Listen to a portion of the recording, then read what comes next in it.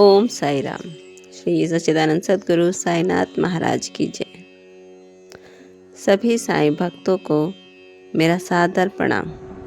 मैं साईं रीना, साईं लाडली रीना चैनल में आप सभी भक्तों का स्वागत करती हूँ। बाबा की आज की कथा 28। शीर्षक है साईं बाबा की करुणा और भक्तों पर कृपा। शिरडी में साईं बाबा की महिमा दिन प्रतिदिन फैलती जा रही थी। दूर दूर से भक्त उनके दर्शन के लिए आते थे।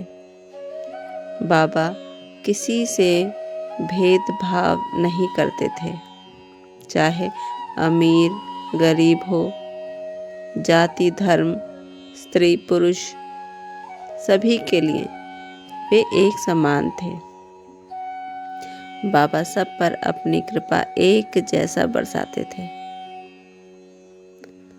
एक बार एक भक्त बड़े कष्ट में बाबा के पास पहुंचा।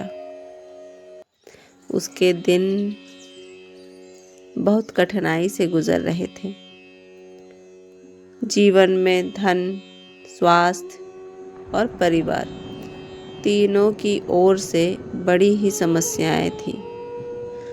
इतने संकटों से घिरे होने की वजह से उसके मन में भक्ति के प्रति प्रश्न उठने लगा।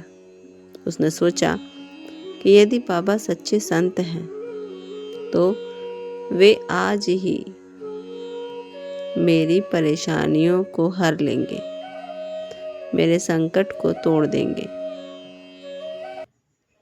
और मेरी मदद जरूर ही करेंगे। बाबा ने उसके अंतरात्मा की बातें जान ली तथा उसे और उल्टा दक्षिणा मांगी उससे। भक्त का मन डगमगाया। वो सोचने लगा कि मैं स्वयं ही संकट में फंसा हुआ हूँ तथा मेरे पास तो कुछ खास देने के लिए बाबा को दक्षिणा में कुछ नहीं है। फिर भी बाबा मुझसे ही दक्षिणा क्यों मांग रहे हैं? फिर उसके मन में ये ख्याल आया कि बाबा यदि संत हैं और मुझसे दक्षिणा मांग ही रहे हैं तो जितना मेरे पास है मैं उतना ही बाबा को दक्षिणा के रूप में समर्पण कर देता हूँ। फिर उसने श्रद्धा से जो थोड़ा बहुत था बाबा के श्री चरणों में रख दिया। ये देखकर बाबा को प्रसन्नता हुई।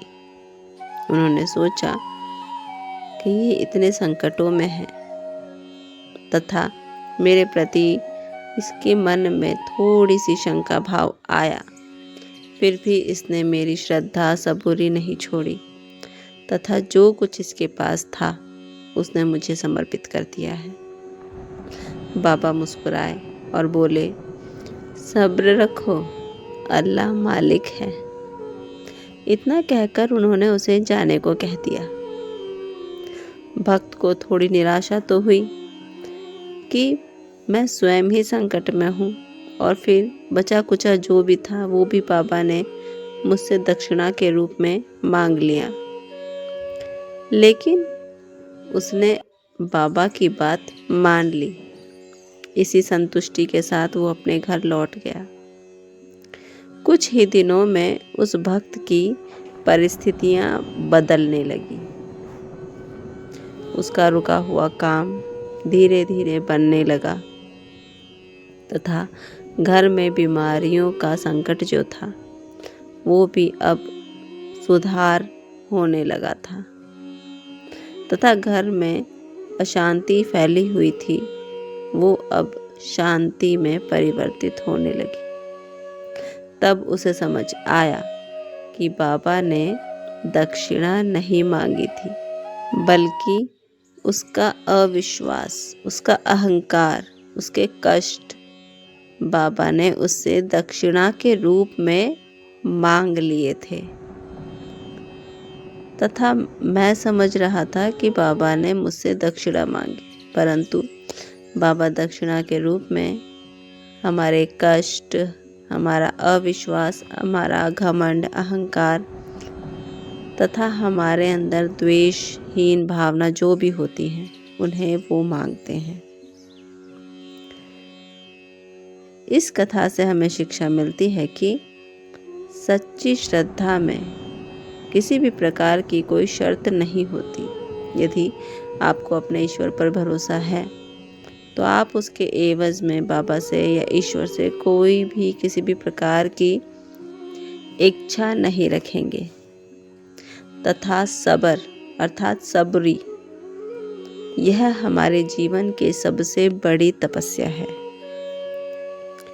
हम अपने जीवन में छोटी बड़ी परेशानियों को देखकर बहुत ही चिंतित, व्याकुल तथा विचलित हो जाते हैं, परंतु यदि हमारे मन में श्रद्धा है तथा सबूरी है तो हम उन समस्याओं का शांतिपूर्वक समाधान ढूंढ लेते हैं, या वो समय हमें किसी भी प्रकार का अधिक कष्ट नहीं देता और बाबा उस संकट से हमें पार कर देते हैं। तथा बाबा हमेशा हमारे भले के लिए ही परीक्षा लेते हैं। जब भी हमारा परीक्षा का समय चलता है अर्थात बाबा परीक्षा लेते हैं, इसका मतलब केवल यही है कि हमें अपने जीवन में बहुत कुछ सीखना है जो बाबा सिखाना चाहते हैं, तथा परीक्षा के माध्यम से वो हमारा मनोबल बढ़ाते हैं, हमें आसक्तियों से दूर करते हैं, द्वेष भावनाओं से दूर करते हैं, अहंकार रहित करते हैं हमें, तथा हमें इस जीवन का सत्य रहस्य समझाते हैं।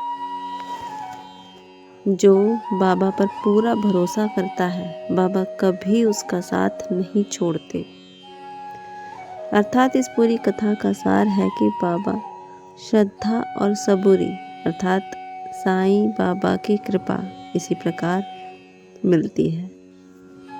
तो इसी साईं सुविचार के साथ आज की कथा 28 यही समाप्त करते हैं।